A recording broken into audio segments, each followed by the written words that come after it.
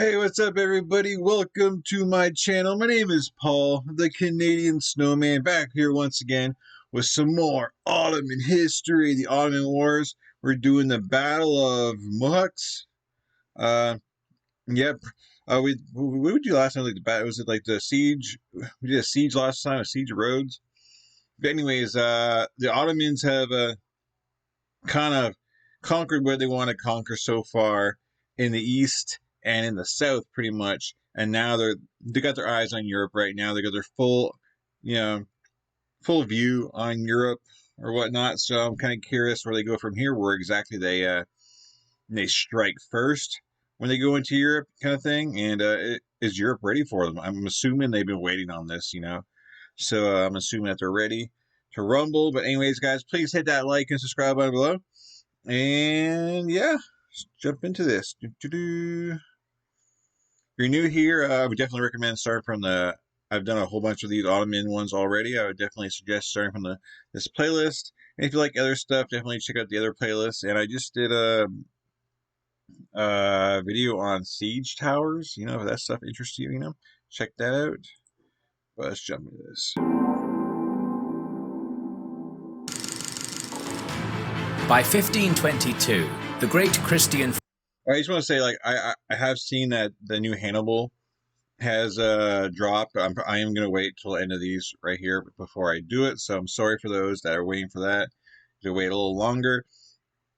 And I might actually make a post just to have, because I've been getting a lot of requests for a lot of different stuff, on different videos, So I might remind myself to just make on the community page, make just a post where I can consolidate all the requests in one area, so down the line I can just go back to that. But anyways, yeah. Fortress of Rhodes had been by 1522, the great Christian fortress of Rhodes had been taken, and the Ottomans had regained dominance in the Mediterranean Sea. So all their resources could now be redirected towards the mainland. Right. Their target was the Kingdom of Hungary, a fragile land rife with internal chaos, a nation ripe for the picking. Welcome to our video on the Battle of Mohacs, one of the most significant clashes in the history of Europe. Do it. This video was sponsored by Vikings: War of Clans.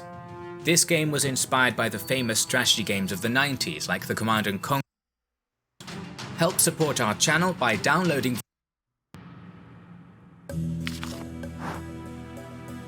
It had been the ambition of the Ottomans to conquer the heartlands of Europe ever since Sultan Mehmed II. Suleiman I knew that the Kingdom of Hungary was the door that could lead them into the core of Christendom. And with the current political climate in Europe, the Hungarians would receive little to no aid against this pending Turkish invasion. Oh, wow. Suleiman's reign began with the conquest of the Hungarian control. I forget what's going on in Europe right now. It's too early for the 30 Years' War. I'm trying to remember what battles are going on in Europe right now. I feel dumb. I feel like I should know this. City. Suleiman's reign began with the conquest of the Hungarian-controlled city of Belgrade in 1521. With the fall of Rhodes in 1522, he was able to refocus his resources back onto mainland Europe. Europe was a divided continent whose great powers were locked in perpetual feuds. Among these were the Kingdom of France and the Holy Roman Empire, ruled by Charles V of the famous Habsburg dynasty. These states were too engaged in a struggle over control of Italy to pay mind to the Muslim Empire at their doorstep. This was something the Ottomans intended to... Okay, I don't feel bad. They're going through the Italian War, which I don't think I've heard about. So there's definitely something different. I was thinking 100 Years' War, no. It's hey, I know it's too early for the 30 Years' War. Which battle's going on in Europe? Because I feel like I've done so many in Europe that I should know this. But anyways. Italian War, I guess it can't be too huge of a war, since I haven't heard of it. I don't know. Mind to the Muslim Empire at their doorstep. This was something the Ottomans intended to exploit to their advantage. In 1525, the Habsburgs of Spain and Germany crushed a French army at Pavia and captured the French king, Francis I. Francis was forced to make territorial concessions to the Habsburgs and relinquish his claims to Italy. Out of desperation, France began looking for an ally to aid in their struggle against the Habsburgs. Ottomans? Francis turned to the Ottomans. He implored Suleiman for an alliance and pleaded for him to attack the Habsburgs. This sent shockwaves throughout Europe. Suleiman was delighted at the prospect, for an alliance with France increased his legitimacy as a European emperor and gave him a pretext to carry out an invasion he had planned on leading anyways. Yeah, that's like, for the Ottomans, that's like perfect, because now, like, I guess, the Holy Roman Empire kind of has to watch the, I guess the French friend, but I guess they were watching them anyway. But, I mean, it kind of reminds, you just got two fronts, you got Ottomans and the France. That's like two giant powers, together. So, Hungary and the Holy Roman Empire, they're pretty terrified at the moment. And that's one less person, one less giant country Ottomans have to worry about when they do invade Europe. Okay, like, this is obviously, we'll side with you guys because we don't have to worry about fighting you guys, at least not till a long way down the line after we conquer everything else. But anyways. In order for the Ottomans to strike at Habsburg territory like the French wished, they would need to first go through Hungary. This new alliance gave Suleiman extra incentive to finish what he'd started in 1521, and he began rallying his army for an invasion of the Hungarian kingdom. I don't know much of the history of, like, Hungary, as far as warfare goes. So this definitely be interesting, because, yeah. It is here we should turn back the clock a bit to explain the state of Hungary leading up to the Ottoman invasion. Thank you. Since 1490, the country had been stuck in a downward spiral. King Vladislaus II was an ineffective king who sought to placate his nobility by selling almost all his royal estates to them, but succeeded only in empowering the Hungarian magnates to take advantage of his weakness. Centralized power declined, and the standing army of Hungary was disbanded by the lords, eager to increase their own profits. Things only became worse in 1514, when a man-at-arms named György Dózsa formed a peasant crusade of 40,000 farmers, originally intended to attack the Ottomans. During harvest season, the Hungarian nobles tried to force the peasants to return to their homes, and harassed their families to coerce them to do so. All that accomplished was to incite the peasants into full-scale revolt, resulting in a war that would ravage all Hungary. The rebellion was brutally put down by the voivode of Transylvania, John Zapoya, and over 70,000 peasants would be captured and tortured in the aftermath. Damn. The young king, Louis II, ascended to the Hungarian throne in 1516, and over time realized the threat the Ottomans posed to his realm's existence. His pleas for unity fell upon deaf ears, for the peasants, lords, and royal house of Hungary all had enmity for one another. The land was divided and vulnerable. But on the 23rd of April, 1526, Sultan Suleiman I left Constantinople at the head of a massive army, accompanied by his most trusted vizier, Ibrahim Pasha. Varying sources put the total numbers of this force between 50,000 to 100,000. It was made up of labourers, cavalry, and elite janissaries, alongside 300 cannon. The Ottomans embarked upon an 80-day march up the Balkans, during which torrential rains flooded the Danube River, making maintenance of supply lines difficult. Nevertheless, through the iron discipline of the vizier Ibrahim, the Ottomans reached Belgrade. From Belgrade, Suleiman sent Ibrahim ahead to capture the fortress of Petrovaradin. Ottoman sappers detonated mines beneath the walls, and the Janissaries charged in, taking the fortress while losing only 25 men. Damn, wow, The bulk of the good. Ottoman army joined the strike force and moved on. Suleiman knew that the best place for the Hungarians to make a stand was the mouth of the river Drava below the town of Osijek, and so he diverted his army towards it. The town of Eog fell on August 8th with little resistance. When Suleiman and his army arrived where the Drava met the Danube, So this is like basically the best time to attack Hungary because the whole country's divided, and everyone it was one of those things that they'd rather have the Ottomans come maybe take over instead of giving in to their enemy and siding with their local I mean Ottomans are their enemy, but the rivalry within Hungary, they don't want to succumb and bow down and agree with their rivals. They'd rather just have Ottomans take over. Probably until it's too late when you're like, oh crap, they might take my own house too. So I'm assuming eventually they're all going to get together here and be on one side because, obviously they're the greater threat down here. I don't know if any of that made sense. he expected to come face to face with a huge Hungarian host, but instead was surprised to find that no enemy was there. I wonder why. King Louis II had mustered an army of around 25,000 men in the town of Dolna. It was made up of Hungarians, Croatians and Bohemians, with a core of men-at-arms and armoured knights. Interesting. This game, you're not ready for.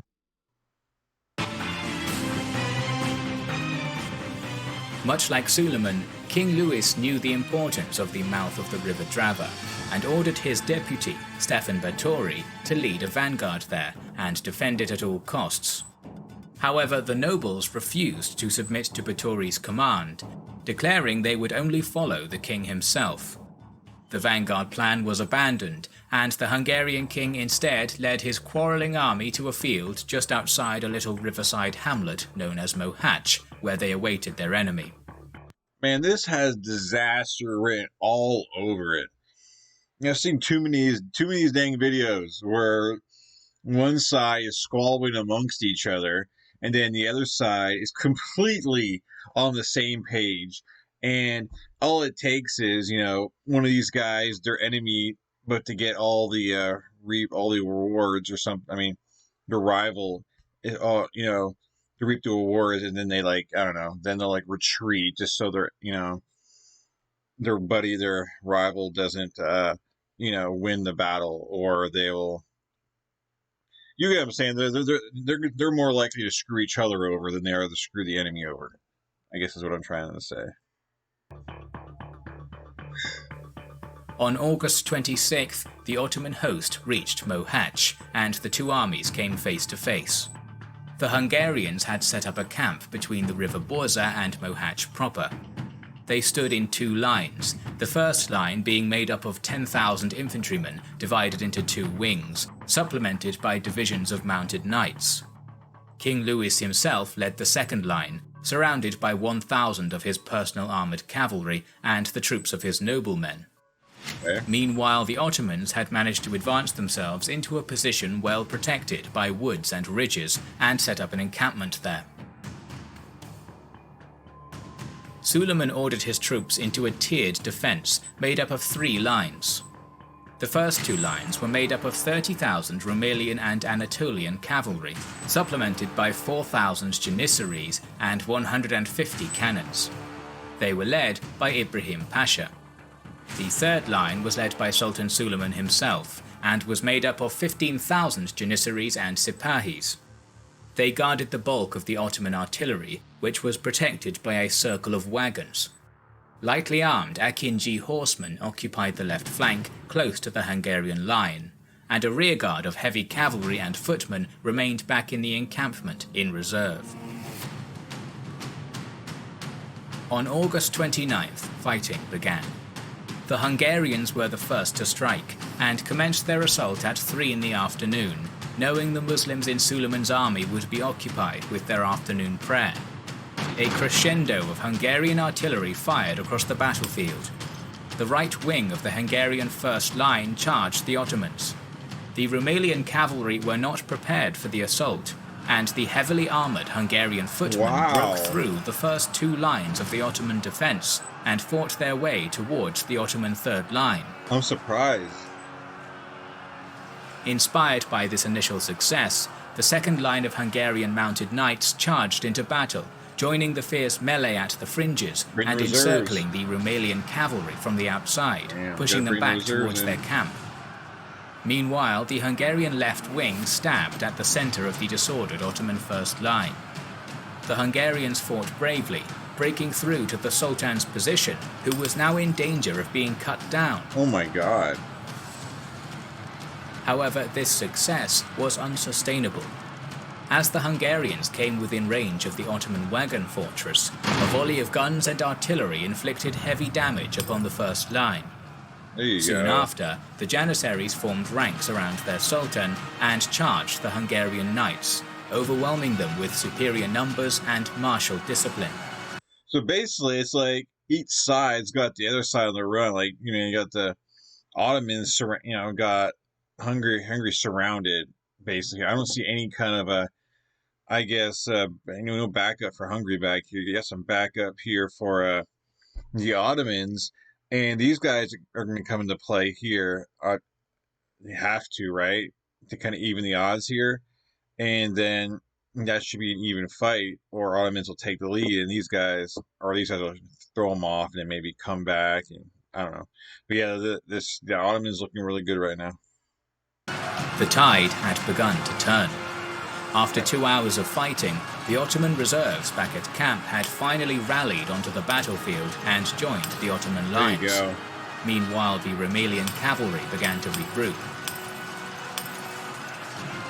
With Vizier Ibrahim at the head, the Ottomans launched a fierce counterattack, pushing the knights in the second line back towards their camp. Keep going. From here, the Ottoman army advanced on both flanks to finish off the remaining foes. The Rumelian cavalry encircled the knights from behind, while the Janissaries and reserves overwhelmed what remained of the footmen. The Hungarians were utterly swarmed by overwhelming Ottoman numbers, surrounded in separate little pockets, and massacred. Wow. The battle had ended in a great victory for Suleiman and a complete disaster for the Hungarians. Damn, good job, Ottomans. I mean, I expected the Ottomans to win, but I expected for Hungary, I expected there to be something to do amongst themselves, fighting amongst themselves to cause this defeat. But apparently, it had nothing to do with that. They just kind of basically they didn't have enough manpower. I mean, they were outnumbered, and the reserves were a big thing here. And yeah, the cannons, they came up huge there. So there we go. When the battle seemed lost, King Louis had attempted to flee. In the chaos, his horse had thrown him into the flooded Chele brook, and his heavy armour had dragged him to a watery grave. What? The battle at Mohacs was an abject disaster for the Hungarian kingdom. Okay, he fell off his horse, and then he drowned a watery grave. Like, he's the king. Doesn't he have a guard surrounding him? Like, when he falls off his horse, shouldn't he have a dozen men jumping off their horses to save him? It seems I don't know. Seems kind of odd, or something fishy going on. No pun intended. But yeah.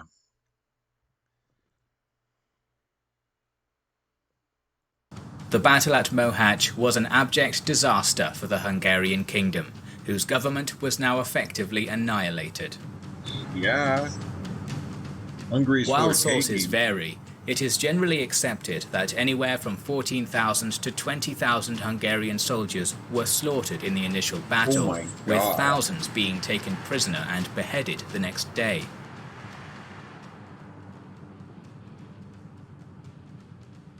Suleiman could not believe he'd destroyed the entire Hungarian army so quickly. He had expected more out of a kingdom that was once a formidable and powerful foe. He kept his forces stationed at Mohacs for a few days after the battle, expecting more enemy forces to arrive. When none came, he advanced to the city of Buda, taking it with almost no resistance. While Suleiman ordered the city to be spared, sources claim that his army looted and burned it anyway. The victorious Ottoman army then withdrew back to Constantinople, carrying with them the spoils of war. Wow. After the I was wondering why just keep going. I guess you just gotta like gather yourself and get ready for the next battle. But like, why take? Well, it's down. Just take it all. I don't know. battle, the mortified Hungarian nobles were so divided and panicked they elected two new kings simultaneously. One was Ferdinand I of Austria, brother of the Holy Roman Emperor Charles V. The other was John Sapoya. With the help of the Habsburgs, Ferdinand took advantage of the ensuing power vacuum and seized Hungarian territory in Bohemia and the northwestern part of Hungary proper. Meanwhile, Sapoya endeared himself to Suleiman, agreeing to vassalize under the Ottomans, who became the suzerains of his realm in Transylvania. Damn, Hungary, come on. The Battle of Mohacs marked the end of Hungarian independence, with all of its former territory now under Habsburg or Turkish dominion. For Suleiman, the victory had not created a springboard for the invasion of Europe as he had hoped, but instead formed a borderland between the Ottomans and the Holy Roman Empire that set the stage for centuries of Habsburg-Ottoman warfare. But perhaps the most significant legacy of this defining engagement is the effect it had on the national consciousness of the Hungarian people, who to this day, when faced with bad fortune, utter the words, "More was lost at Mohacs." Wow. We have recorded a podcast on the early... Is that true? Like, I don't know if anyone, I don't know, for I guess the few people from Hungary who actually maybe watch this channel, maybe who are watching this, is that true? Is that like a saying that kind of gets used every so often? I'm just really kind of curious on that. And my reaction was just like, I just felt sad for Hungary. Like, oh, come on now, like a big country, and it's everyone being, at odds with each other in Hungary. It was the downfall of it. Like, nobody wanted to come together. There was no, I don't know, like country togetherness. I can't think of the dang word. Like patriotism or whatnot. We're all gathering together. We gotta get the Ottomans. No, everyone was in it for themselves and being selfish in Hungary at that point. And yeah, it was their downfall. And I'm sure now those people, if they could go back and do it again, would definitely do it differently, because the Ottomans, they were in disbelief. Like, they could not believe how easy it was to take. And to be honest, I thought there'd be a bigger fight. Like I expected them to lose that battle, but afterwards I figured the people would be like, okay, like this is a serious threat. Let's get together and do something. Nothing happened. Excuse me. And then obviously, like there's a power vacuum, and Fernandez dude says, well, I don't want to, lead Hungary. I'll just take this land for myself. I don't have to lead Hungary. I'll just kind of, make my empire bigger. So that's kind of what he did. And here we go. And I'm not sure what's next, what to really expect. What's next? Siege of Vienna. Another siege. Vienna. Where's Vienna? Anyways, I should know where this is, right? I just kind of forget where exactly on the map. But anyways, guys, let me know your thoughts below. Pretty cool, interesting battle. Each side kind of had a similar thing going on each side, except the cannons made a big play, and just the numbers of the Ottomans, that was basically the difference. If the Hungary, had more men, had a backup of men, then this battle could have came out differently. But obviously that was not the case. And yeah, I guess that's kind of it for this video, guys. Like I said, leave your thoughts below. Please hit that like and subscribe button if you haven't yet. I really appreciate it. And yeah, check out the other stuff on the channel, and catch you guys in future videos. You guys are amazing. Peace. I'm out of here.